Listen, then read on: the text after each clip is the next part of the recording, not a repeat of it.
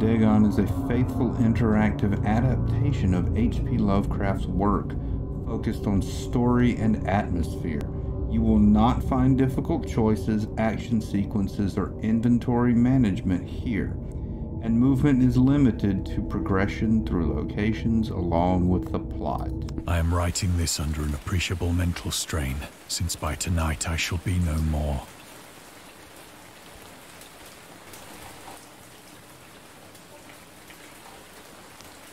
Penniless, and at the end of my supply of the drug which alone makes life endurable, I can bear the torture no longer, and shall cast myself from this garret window into the squalid street below. Do not think from my slavery to morphine that I am a weakling or a degenerate. When you have read these hastily scrawled pages, you may guess, though never fully realize, why it is that I must have forgetfulness or death.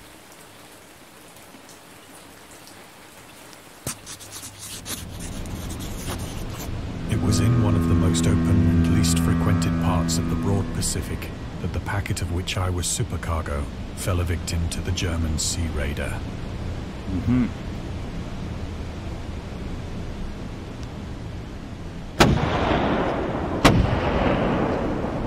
Oh, goodness. The Great War was then at its very beginning, and the ocean forces of the Hun had not completely sunk to their later degradation. So that our vessel was made a legitimate prize, whilst we of her crew were treated with all the fairness and consideration due us as naval prisoners.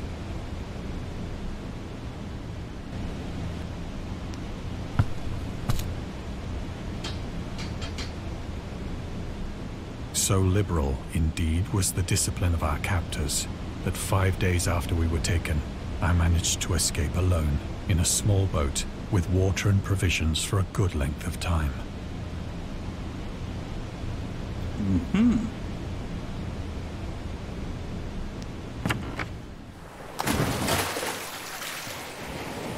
When I finally found myself adrift and free, I had but little idea of my surroundings. Never a competent navigator, I could only guess vaguely by the sun and stars that I was somewhat south of the equator. Of the longitude, I knew nothing, and no island or coastline was in sight. The weather kept fair, and for uncounted days I drifted aimlessly beneath the scorching sun, waiting either for some passing ship or to be cast on the shores of some habitable land.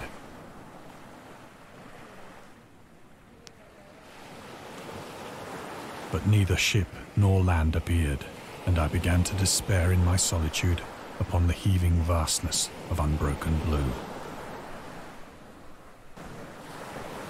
The change happened whilst I slept. Its details I shall never know, for my slumber, though troubled and dream-infested, was continuous.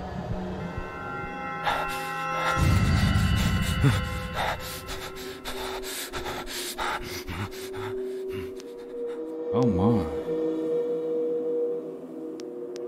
When at last I awoke, it was to discover myself half sucked into a slimy expanse of hellish black mire, which extended about me in monotonous undulations as far as I could see, and in which my boat lay grounded some distance away. Though one might well imagine that my first sensation would be of wonder at so prodigious and unexpected a transformation of scenery, I was in reality more horrified than astonished. Yeah? For there was in the air, and in the rotting soil, a sinister quality which chilled me to the very core. The region was putrid with the carcasses of decaying fish, and of other, less describable things which I saw protruding from the nasty mud of the unending plain. Perhaps I should not hope to convey in mere words the unutterable hideousness that can dwell in absolute silence and barren immensity. There was nothing within hearing, and nothing in sight, save a vast reach of black slime. Yet the very completeness of the stillness and the homogeneity of the landscape oppressed me with a nauseating fear.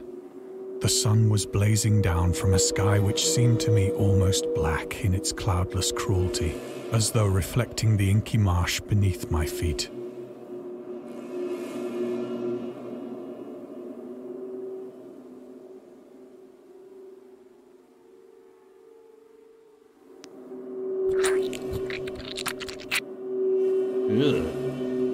As I crawled into the stranded boat, I realized that only one theory could explain my position.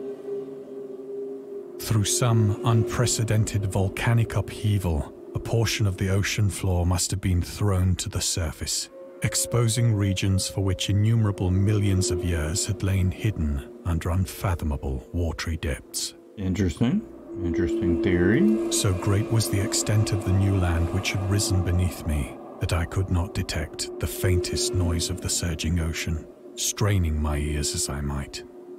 Nor were there any seafowl to prey upon the dead things.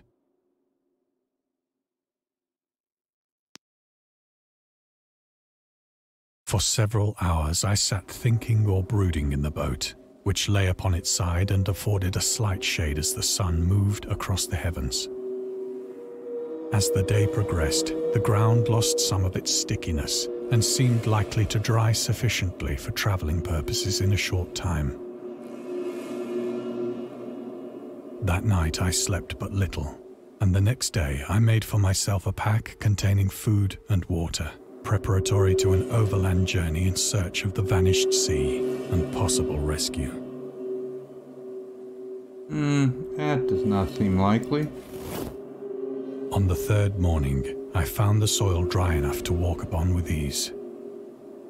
The odor of the fish was maddening, but I was too much concerned with graver things to mind so slight an evil, and set out boldly for an unknown goal.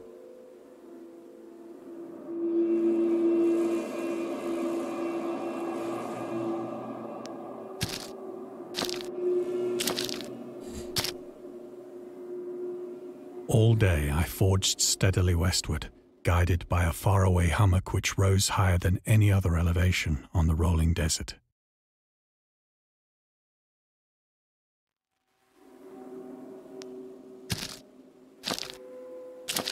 Yuck.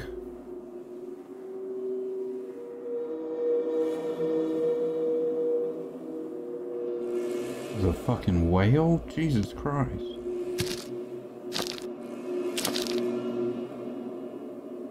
That night, I encamped, and on the following day still travelled toward the hummock, though that object seemed scarcely nearer than when I had first espied it. I mean, it's nearer.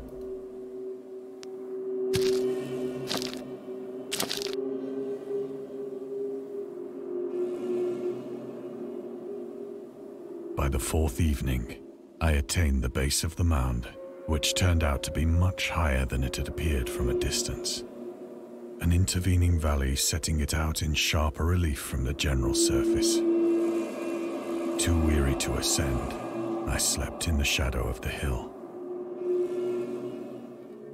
I know not why my dreams were so wild that night, but ere the waning and fantastically gibbous moon had risen far above the eastern plain,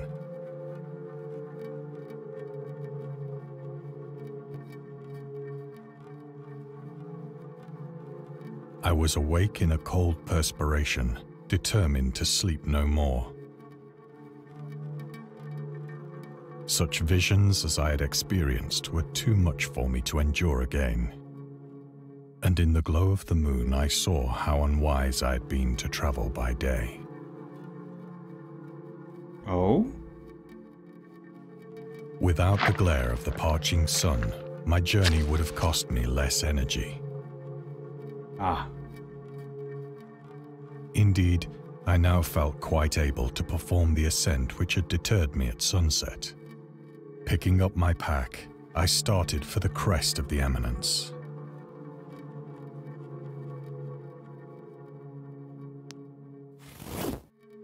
I have said that the unbroken monotony of the rolling plain was a source of vague horror to me. But I think my horror was greater when I gained the summit of the mound and looked down the other side into an immeasurable pit or canyon. whose black recesses the moon had not yet soared high enough to illumine. I felt myself on the edge of the world, peering over the rim into a fathomless chaos of eternal night. Through my terror ran curious reminiscences of Paradise Lost, and of Satan's hideous climb through the unfashioned realms of darkness. As the moon climbed higher in the sky, I began to see that the slopes of the valley were not quite so perpendicular as I had imagined. Ledges and outcroppings of rock afforded fairly easy footholds for a descent. But why would you want to? Whilst after a drop of only a few hundred feet, the declivity became very gradual.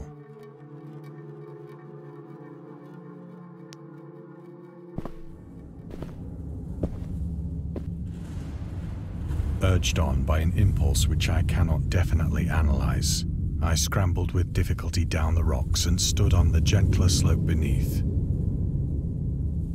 gazing into the Stygian deeps, where no light had yet penetrated.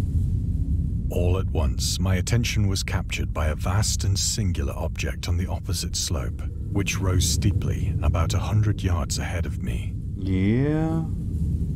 An object that gleamed whitely in the newly bestowed rays of the ascending moon.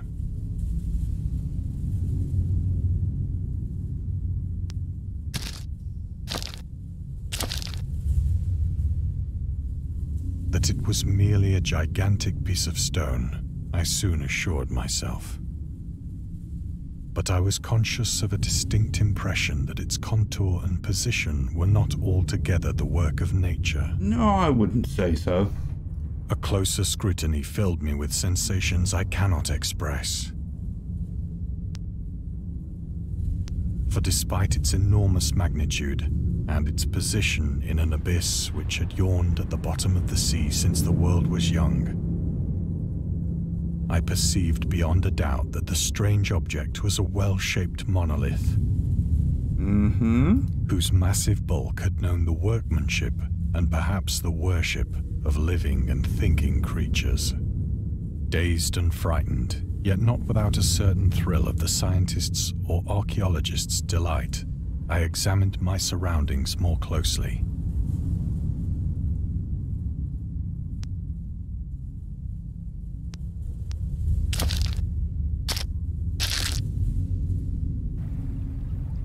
The moon, now near the zenith, shone weirdly and vividly above the towering steeps that hemmed in the chasm,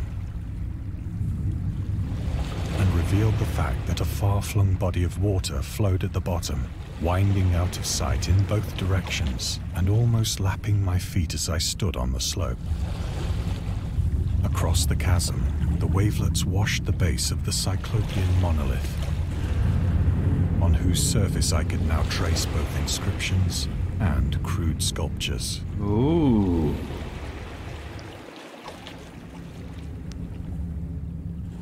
The writing was in a system of hieroglyphics unknown to me and unlike anything I'd ever seen in books, consisting for the most part of conventionalized aquatic symbols such as fishes, eels, octopi, crustaceans, mollusks, whales, and the like.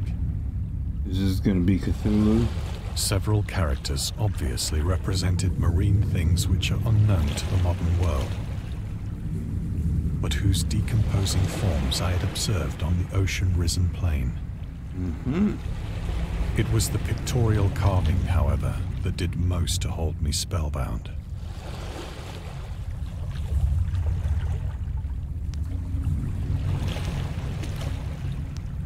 Plainly visible across the intervening water, on account of their enormous size, were an array of bas-reliefs whose subjects would have excited the envy of a doré. I think that these things were supposed to depict men, at least a certain sort of men, though the creatures were shown disporting like fishes in the waters of some marine grotto, or paying homage at some monolithic shrine which appeared to be under the waves as well. Of their faces and forms I dare not speak in detail, for the mere remembrance makes me grow faint. Grotesque beyond the imagination of a Poe or a Bulwer.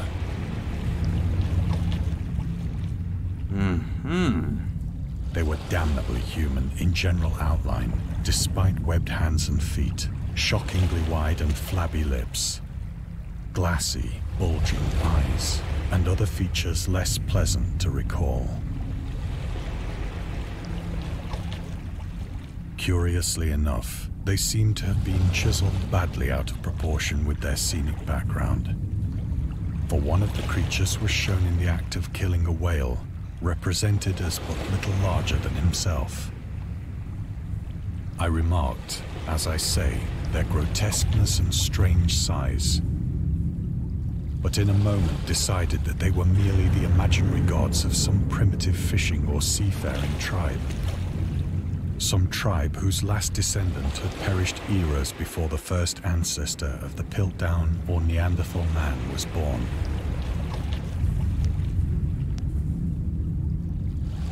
Awestruck at this unexpected glimpse into a past beyond the conception of the most daring anthropologist, I stood musing whilst the moon cast queer reflections on the silent channel before me. Then, suddenly, I saw it. Oh? With only a slight churning to mark its rise to the surface, the thing slid into view above the dark waters.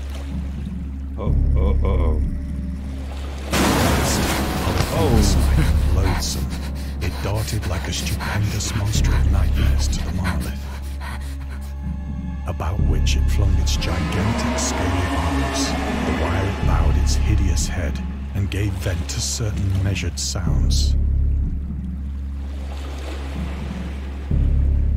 Oh my. I think I went mad then. Of my frantic ascent of the sloping cliff, and of my delirious journey back to the stranded boat, I remember little.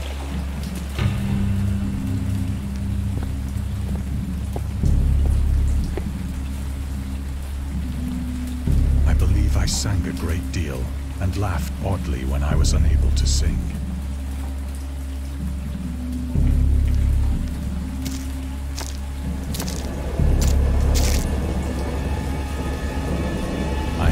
Distinct recollections of a great storm sometime after I reached the boat. At any rate, I know that I heard pearls of thunder and other tones which nature utters only in her wildest moods.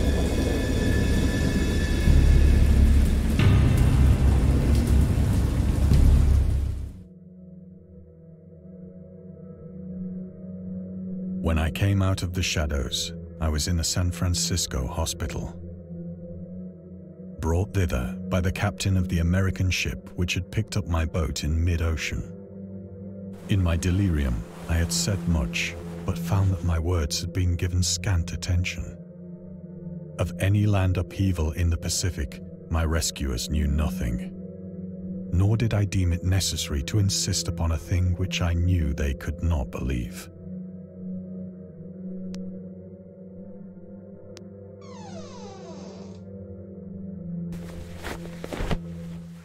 Once I sought out a celebrated ethnologist and amused him with peculiar questions regarding the ancient Philistine legend of Dagon, the fish god.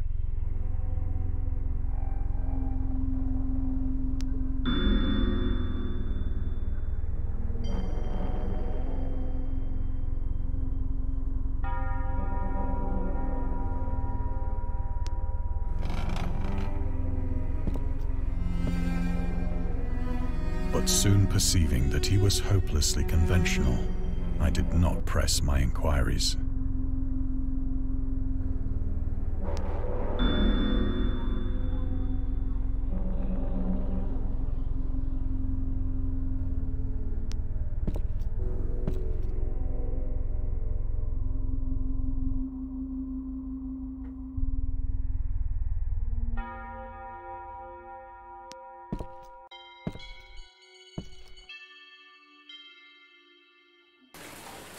It is at night, especially when the moon is gibbous and waning, that I see the thing. I tried morphine, but the drug has given only transient surcease and has drawn me into its clutches as a hopeless slave. Yeah. So now I am to end it all, having written a full account for the information or the contemptuous amusement of my fellow men.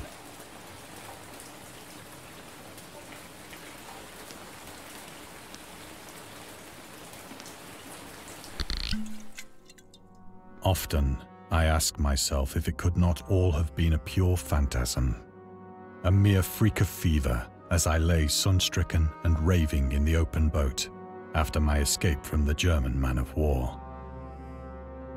This I ask myself, but ever does there come before me a hideously vivid vision in reply.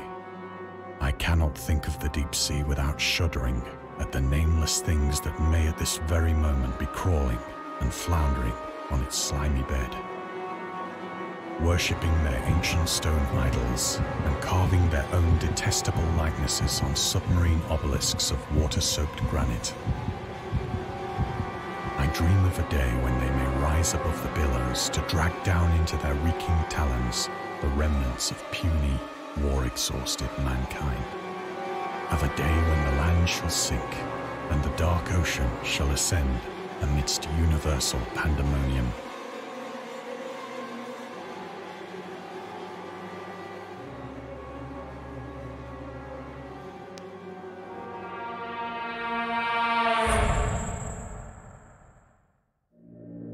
The end is near.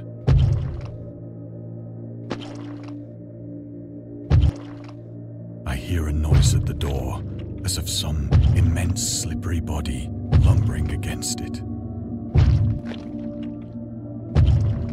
Hey, my dude, crazy.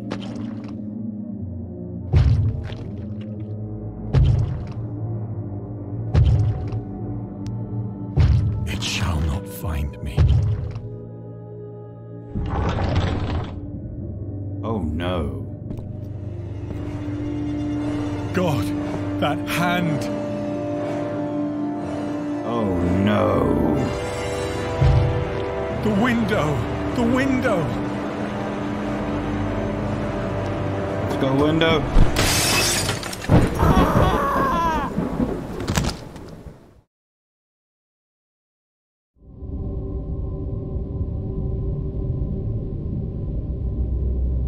We hope you enjoyed immersing yourself in our little pool of cosmic horror. We would appreciate it if you took a moment to rate Dagon and check out our other games. Ooh. I might check out their other games. That might be the, well, hang on. That might be the, I'm pretty sure that is the first, visual novel. I didn't even really know that was a thing. That was pretty cool, actually. That was pretty cool. Not a lot of reaction from me. Sorry about that. I was just trying to enjoy the story, but that was definitely interesting.